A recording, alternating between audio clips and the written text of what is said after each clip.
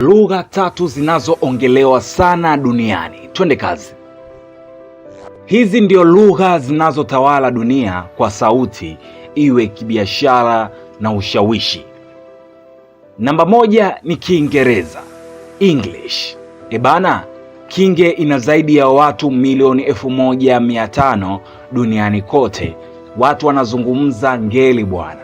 Nchi zaidi ya 70 zinatumia lugha hii. Isitoshe, mitandao na mifumo mingi ya dunia wanatumia lugha hii. Tazama simu yako. Kama haina, basi tazama ya jirani yako. Namba 2 ni Kichina, Mandarin. Takwimu za dunia zinasema zaidi ya watu bilioni 1 wanaongea na kuzungumza Mandarin, hasa huko China. Wanasema kama una ndoto ya kuwa mfanyabiashara mkubwa duniani, basi jifunze Kichina. Ndiyo, jifunze kabisa, maana masoko mengi ya dunia lugha ya Mandarin au Kichina imetawala sana. Unaweza kusema kwa nini ina wazungumzaji zaidi ya bilioni 1 lakini imekuwa ya pili? Ndiyo, kwa sababu Kiingereza inakadiriwa kuwa na watu milioni 1,500.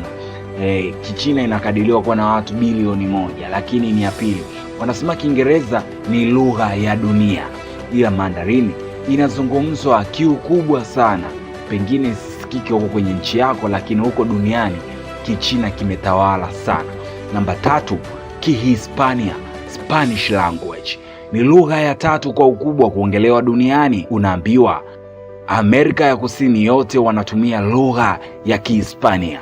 Lugha hii imetawala sana kwenye burudani duniani kama muziki, filamu haswa. Tazama Netflix utaelewa. Na hata Ulaya kimichezo, lugha hii ina uzito mkubwa sana na kushawishi mamilioni ya watu wengi kuzungumza lugha ya Kispanish. Usilojua ni kuwa lugha ni silaha ya kuvuka mipaka. Lugha si fashion, ni fursa.